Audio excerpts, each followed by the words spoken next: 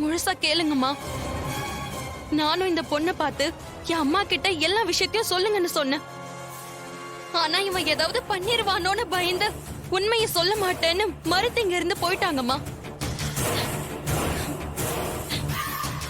இந்த பொண்ணே போனதுக்கு பிறகு உங்ககிட்ட சொன்னா நீங்க நம்ப மாட்டீங்கன்னு தான் குழம்பி போயிருந்த.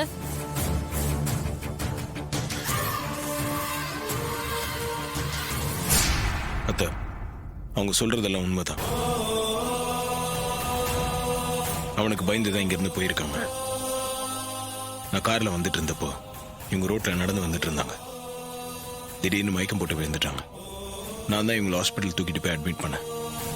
அதுக்கப்புறம் அங்கிருந்து இவங்களை யாரோ கடத்திட்டு போயிட்டு தான் சொன்னாங்க.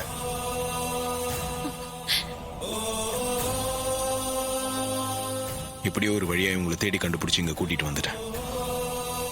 இந்த நிலைமையிலையும் இவங்க உண்மையை சொல்றதுக்காக தான் இங்க வந்திருக்காங்க. அத்தை, இங்கே இருக்கணும், ஓடிடக்கூடாது, தொலைச்சிருவேன்.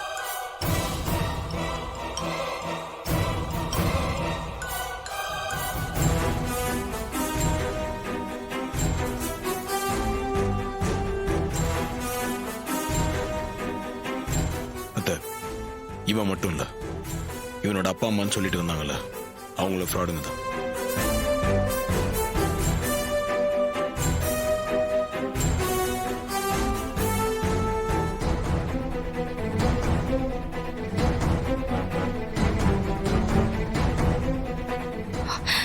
என்ன சொல்றீங்க மாப்பிள?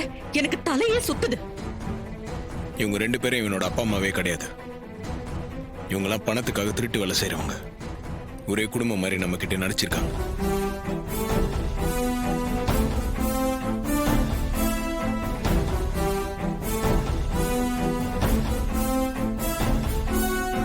என்ன மாப்பிள இதெல்லாம்? நான் கதையில படிச்சிருக்கேன், சினிமால பாத்திருக்கேன். ஆனா நம்ம வீட்லயே இப்படியா? அத்த, இந்த 2 ஃப்ராடுகளும் நம்ம வீட்டு பீரோலயே கள்ளசாவி போட்டு பணம் நகை எல்லாத்தையும் சுருட்டிட்டு ஓட பார்த்தாங்க அத்த.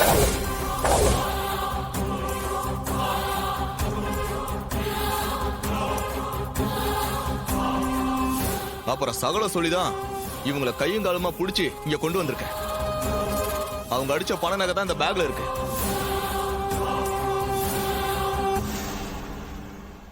ஆஹா, நம்மளே ஏமாத்திட்டு போய் பணத்தை ஆட்டைய போட்டுட்டாங்களா? இவங்களோட தொழிலே இந்த மாதிரி ஏமாத்தி திருடுறதுதான். எனக்கு தெரிஞ்ச ஒரு இன்ஸ்பெக்டர் மூலமா இவங்களை பத்தி விசாரிக்க சொல்லியிருந்தேன்.